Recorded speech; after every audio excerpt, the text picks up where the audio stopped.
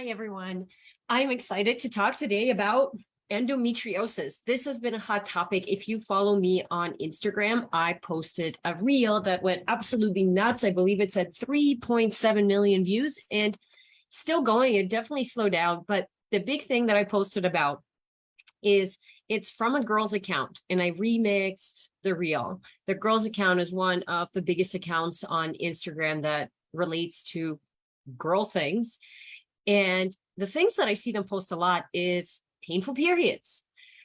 It's super relatable, and everyone has painful periods, and it must be normal. And the remix of that version is when you're getting shooting pains during your period, it could be a sign of endometriosis. It could be an early sign of endometriosis. Now, the reel blew up because a lot of people thought that that is a for sure diagnosis. And so today, what I'm doing is I'm breaking down the new freebie that I just created. It took me hours, you guys. It took me days, a couple of weeks to get it together on the 5 conditions. And I'll share my screen so you could see which freebie I'm talking about. The 5 conditions that are preventing you from getting pregnant. And I never want to present you with a problem without presenting you with a solution. So of course, what are you going to do about it? If you don't have this freebie yet and you want it, go ahead and comment freebie when you rewatch this video so you can watch it. So you can grab your hands, and it is long. It is 20 pages. Don't worry, there's pictures and spaces.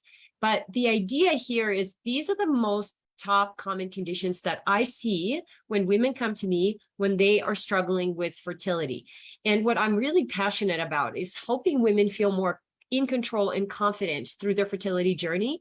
And the way that I do that is by helping them feel more confident in their bodies and in control of their health. So they understand what's going on with their body. If you experience anxiety, if you experience heavy periods, if you have weight loss that is super resistant and you just can't seem to lose weight, maybe you're exhausted, maybe you have acne, whatever the issue is, you should feel like you understand how your body is talking to you and why you're experiencing the symptoms that you are experiencing. And what I see in the conventional world is you are getting treated for symptoms. And even some practitioners, some alternative practitioners, functional medical doctors, naturopaths, please understand that we're all different in terms of the level and the depth of the treatment that we provide. But we focus, what I see the mistake that other alternative practitioners make and conventional medical doctors make is that they focus on the disease. You have PCOS, so here's what you need to do. But you have fibroids, so here's the treatment, here's the surgery. You have endometriosis, here's the, the birth control, and maybe you need more medication and you probably need an IUD, so we just stop the period altogether. The same with low progesterone and autoimmune conditions. And the problem with that is that we're treating disease. We're just treating the disease. We're not treating the person. We're not treating the person that's expressing the gene that has the disease. And so the reason that I've made this handout is I want to shift your belief around what condition you have that is preventing you from staying pregnant or getting pregnant. And that when you are in this place that feels really hopeless and powerless and alone, that I want to bring you up out of that hole and show you that there are a lot of things that you can do to feel more in control and more confident going through your fertility journey. And that the fact that your conventional medical doctors and your fertility specialists have not gotten you any answer, haven't gotten you any answers, does not mean that there are no answers. It just means that those are not the people that are able to provide you with answers. And what I find, and this is what my naturopath did and helped me heal when I was struggling with my IBS, my anxiety, back in my early 20s, is he said, when the student is ready, the teacher will come. When the student is ready, the teacher will come. So if you don't know what you're looking for, you won't find it. But if you want to find the root cause, and if you're tired of getting pills or procedures as your only solution, or blanket diet statements, then, or, just exercise and things will get better. Hi, Tiffany, thanks for that comment. I will make sure to grab that as soon as I'm off the live for you. But what I want you to understand is that once you open up your eyes to like, I wonder if there's something deeper here, you're going to start to have things pop up in your life that will help you deal with that issue. So a lot of it is breaking our old beliefs that have been driven into us that you have to live with endometriosis, you have to live with PCOS, and you can manage the symptoms, but that's the only thing that you can do.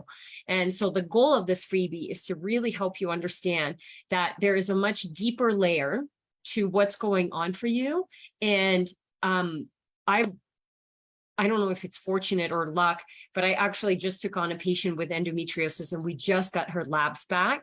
And so as I finish talking about what it is, I'm going to share her labs. Of course, I'll keep all the information private, but to just help you understand that there are answers. Answers are out there. And the reason that I made this group, right, high achieving women who want to feel more in control and confident in their journey, is I want women who are tired of not getting answers, and you want answers and you want to do something about it. That's a really big distinction between I just have this disease and I'm going to live with it to I am looking for answers. And so I hope the people that are here are ones that are looking for answers, because I'm going to provide them for you. And sometimes those answers are maybe not what you want to hear, but the way that I see it is it's better to have the answer so you know what you can do about it versus just wondering what's the problem. So let me share. We covered PCOS. If you want to go back last week, that's what I talked about, PCOS. And today I'm talking about endometriosis. Now, I'm not going to talk, and I'm not going to just read this to you, because obviously I know that you can read, but a lot of people don't actually read the stuff when they get it. And so I don't want this to be one of those handouts. I want you to read through it. And so scroll through to the thing that you feel like is impacting you the most, whether it's PCOS, endometriosis, low progesterone, fibroids, autoimmune conditions, and make sure you really understand what I'm talking about here. So what is endometriosis? Right? It's an inflammatory condition. It is known to be estrogen dependent and associated with a lot of pelvic pain and infertility. Why? It's basically what happens in endometriosis is when we have endometrial tissue that is supposed to be just present in our uterus, it grows outside of our uterus. So it can grow in your fallopian tubes, your ovaries, your abdomen. We have women who will have it in their rectum and all the way up into their intestines. The point is the tissue that's supposed to be just in the uterus is now outside of the uterus. Just because it's outside of the uterus doesn't mean that it acts in a different way. So we know that when you are getting your period, the endometrial tissue, it grows and sheds within the cycle, within your menstrual cycle. So all the hormones are low, you start your menstrual cycle. You have estrogen that peaks halfway through the cycle. That's what triggers ovulation. Then that drops, and then we see an increase in both progesterone and estrogen come up in the second half of the cycle. And both of those hormones peak about 5 to 7 days. When those hormones peak, what happens is the tissue, the endometrial tissue, begins to thicken throughout the cycle. It's thickening because it's getting ready for implantation to occur. That's literally why every cycle we have thickening, and then, oh, no, there's no fertilized egg, no implantation to occur. And so the shedding, the hormones drop, and the shedding starts, aka your menstrual cycle. What happens in endometriosis is that tissue that's outside of your uterus is doing the exact same thing. So it's growing, but it has nowhere to shed because there isn't a cervical opening, a vaginal opening that the tissue can shed from the ovaries and the fallopian tube and the abdomen. And so what happens is it starts to, it's just trying to shed, and you're basically growing this tissue, but you're going to start to form scar tissue. You can form cysts on your ovaries. Now, they're a little bit different than the cysts that you get from PCOS. They're more what they're called chocolate cysts because it's blood, it's dark. They're brown cysts. you can also just have a lot of adhesions within the abdomen and the uterus. And so, as you can imagine, it's going to be uncomfortable, because the other thing that the endometrial tissue does is there's inflammation in that second half. Okay, the prostaglandins are the things that increase and cause inflammation, which is why there's some pain that's usually associated with the menstrual cycle. And if you have a lot of inflammation in your body already, then that is just going to be really exaggerated. So women who have a lot of pain during their cycle, usually there is a sign that there is a lot of inflammation that's happening. There's some nutrient deficiencies that's caused by it. For example, magnesium, which can exaggerate the cramping. Magnesium deficiency is not the root cause of your cramps. Okay, it is not the root cause, because if that was the case, you would take magnesium and everything would solve itself. It gets better, but it doesn't solve. You need to continue to take magnesium. So again, just to shift your perspective into, let's look deeper, because deeper will give us deeper answers and better resolutions, right? So as you have these adhesions, of course, the cyst, all of that can impact ovulation. The adhesions can actually block from the egg to be able to travel down the fallopian tube. If there's a lot of adhesions in the fallopian tube, you can have really thick lining of the uterus, because again, it's an estrogen dominant issue. And the higher the estrogen, sometimes we'll see no ovulation, because what needs to happen is we need to see a peak in estrogen in order for that ovulation to occur. But if you have really high estrogen levels already, that peak will just be really small. And so the body might not even signal that as an ovulation. So that's kind of how it relates to infertility. Now, basically, and this is what I covered, but the symptoms, right, is a lot of painful cramping and heavy bleeding, because it's estrogen dominant, there's inflammation, and typically the diagnosis is through laparoscopic inspection, right? Ultrasound, MRI, and you can do sensors and you can do some blood work. There's a marker called CA125 that you could actually run to check and see if there's any endometrial damage. That's a blood marker, and sometimes I'll run that on my patients. The point that I want to make here, though, is because I've had patients who have not gotten a diagnosis, but they struggle with infertility. They struggled with all of these symptoms. And the point that I really want to make is that you don't, and I'm going to write it out because it's so important, you don't need a diagnosis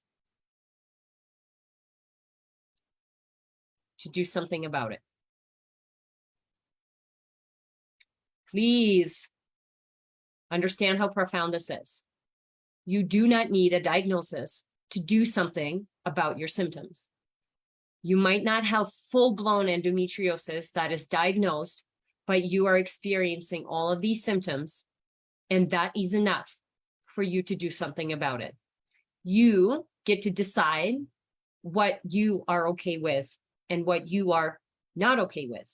So if you are not okay with the symptoms that you are experiencing, then it's on you. It is your responsibility to do something about it. I know it might sound a little bit harsh, but this is the truth. Let's talk about what causes it. We do not want to give somebody else the responsibility, somebody else the power. That's not how you feel confident and in control of your fertility journey.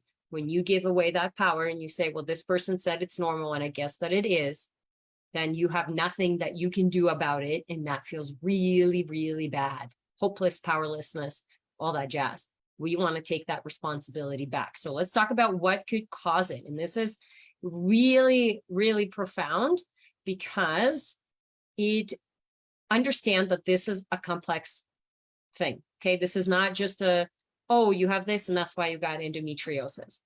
So there's a lot of different theories that always say, when you look at research, the pathogenesis is unclear. It's unclear. It's always unclear, because a lot of these things, it's not causation, it's a correlation. And so it's really hard with disease in human body, because it's constantly changing and moving, to say that this is the thing that causes it. But we see a lot of correlation. When this is happening, then we see that this is being developed. And I'll use colon cancer a lot. For example, if they see the scalp protectin measurement in the stool that's really high and inflamed, it's highly correlated to developing colon cancer. Does it mean that you will for sure develop colon cancer? No, it doesn't. But we see that those numbers correlate really high.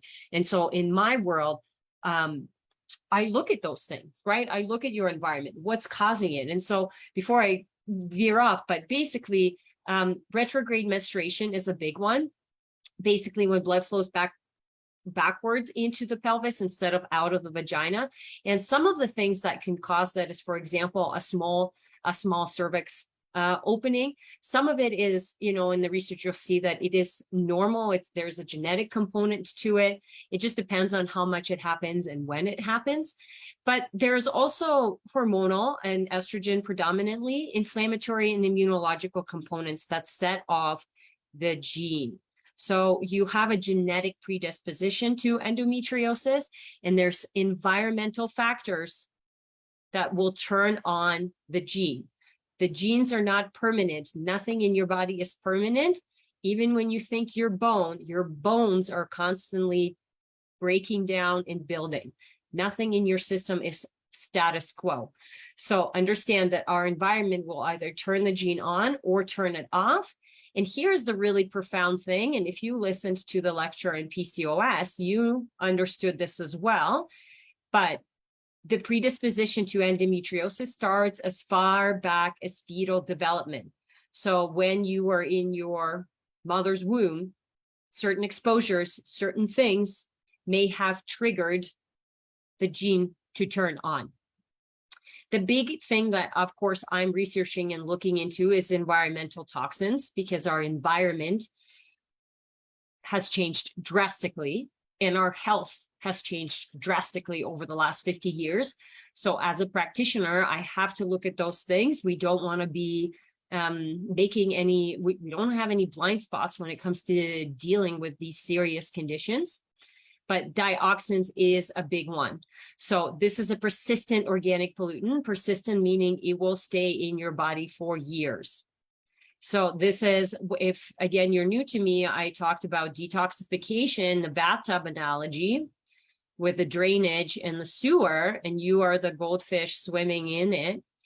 You want to clean up your environment. So let's say you're going to get rid of dioxins, which are basically a byproduct of smelting, chlorine bleaching of paper, some herbicides, the manufacturing of some herbicides and pesticides. So you clean up your environment and you really decrease your load. It's a persistent pollutant, which means it's going to stay there for a long time unless you do something to support this drainage and exit of, aka the sewer. Actually, the easiest way for us to detox is through the bowels, through bowel movements. This is why a lot of women who will struggle with digestion will also have a lot of hormonal imbalances, because we do nothing in the system just works as the same. So just to help you understand that cleaning up the environment is important, but we do need to make sure that we speed up the drainage and the detoxification to help your body, because these pollutants are persistent, and that's what that means. The other thing that's really important here is that there is a connection with the gut microbiome, and increased presence of proteobacteria, enterobacteriaceae, streptococcus, and E. coli have been more prominent in people with endometriosis.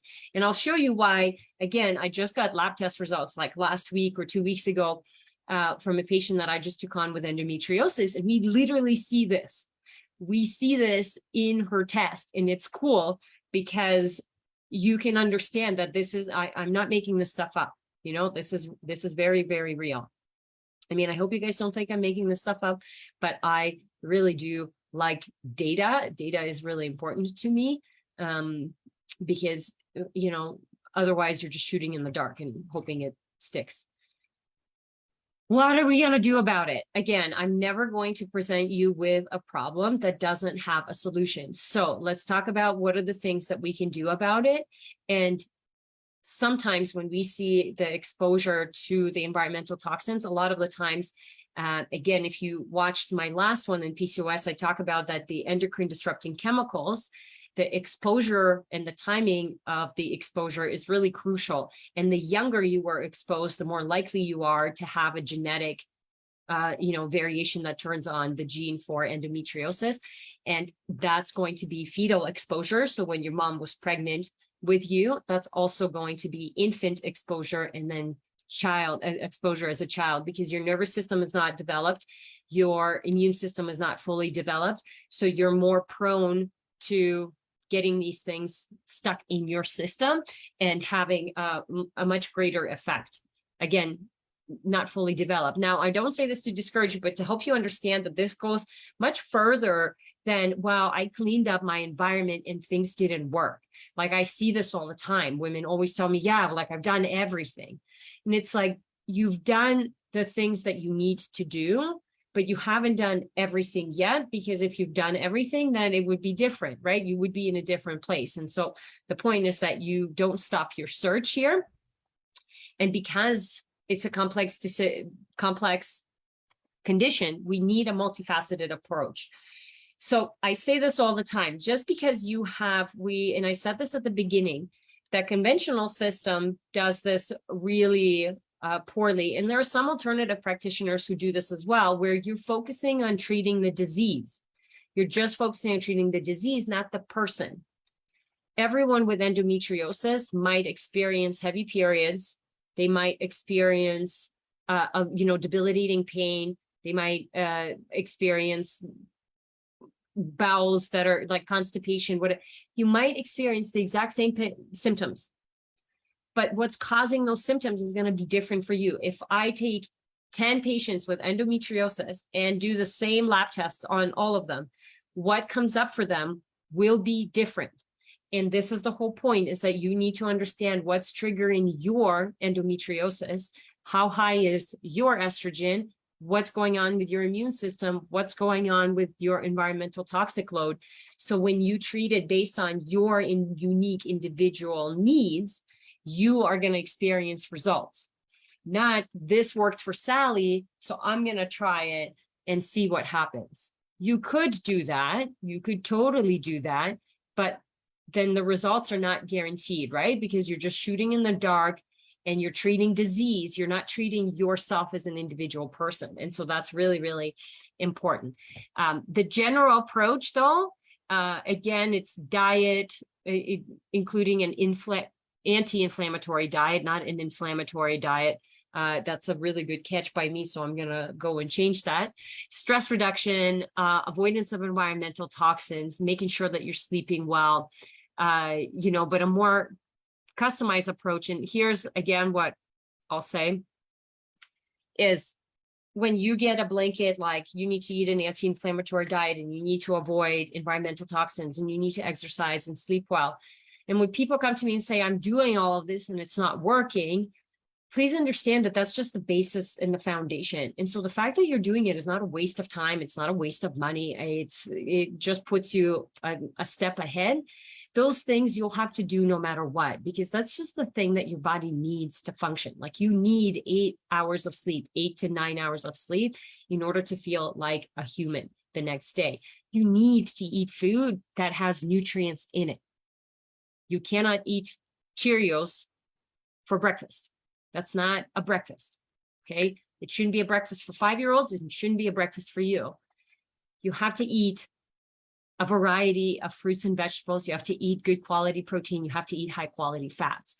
So those things are just, you have to do them anyways. But if it's not working, this is not a sign for you to stop looking. It's actually a sign for you to say, what's missing? What else should I be doing? Because if you had this exposure when your mom was pregnant with you and she had no idea about environmental toxins, because we didn't really talk about it back then, and you got exposed and this gene got turned on, and now, you're dealing with this, how instead of, okay, I guess there's nothing else that I can do about it, what else can I do in order to pull this out of my tissue, in order to help me get to the next level, right? Understand that the depth of this is much more than just changing your diet. Even if you've changed it for 6 months, for a year, for 2 years, for 5 years, the body takes time, but it's not static. And sometimes we need extra help. And so if you're looking for a more customized approach, then you need to understand what is actually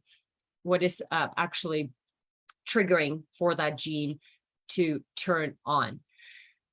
Okay, let me quickly show this. So we just got this back, and I want you to look at these levels of environmental toxins. So we have BPAs, which is an endocrine disrupting chemical.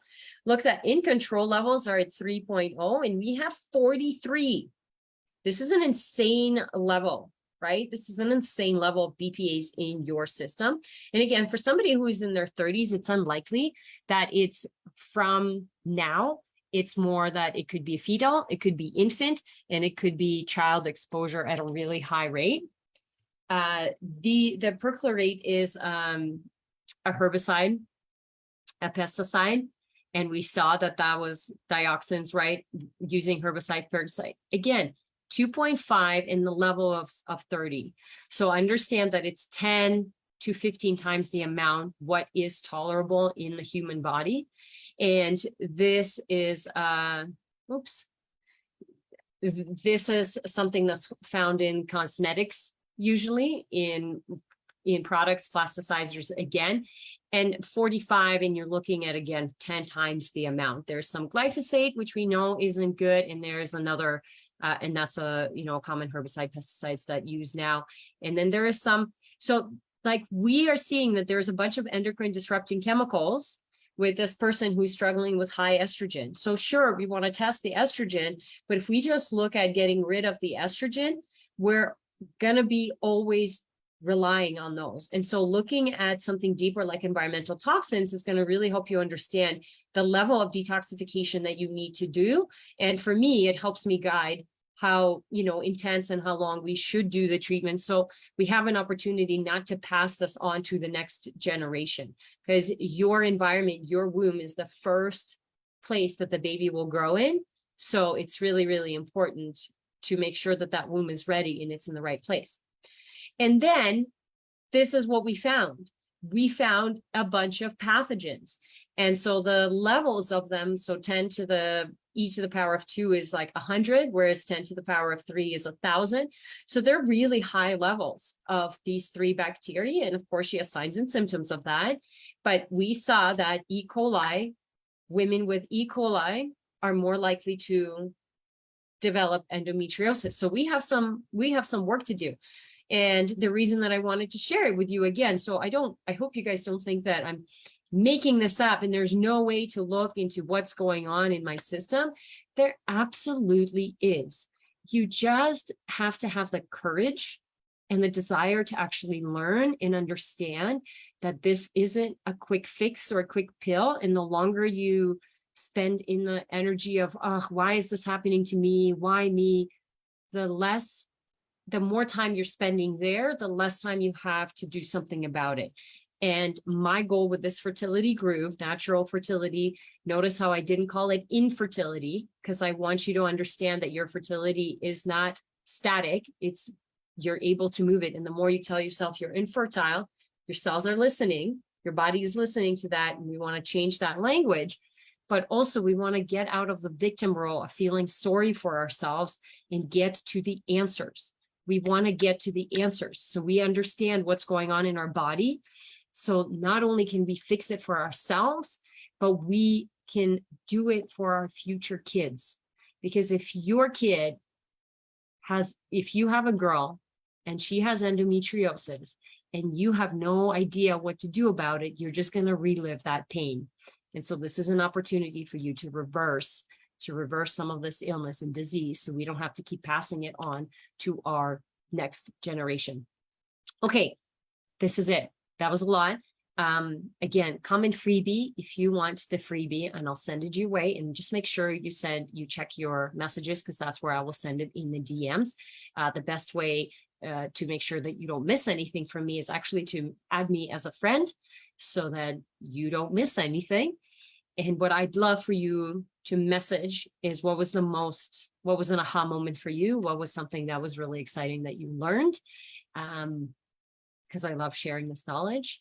And I hope you can see and feel how passionate I am about helping women feel more in control and more confident through their fertility journey so they can have beautiful, happy, and healthy babies. Thank you for being here. Big love, and I'll see you next week.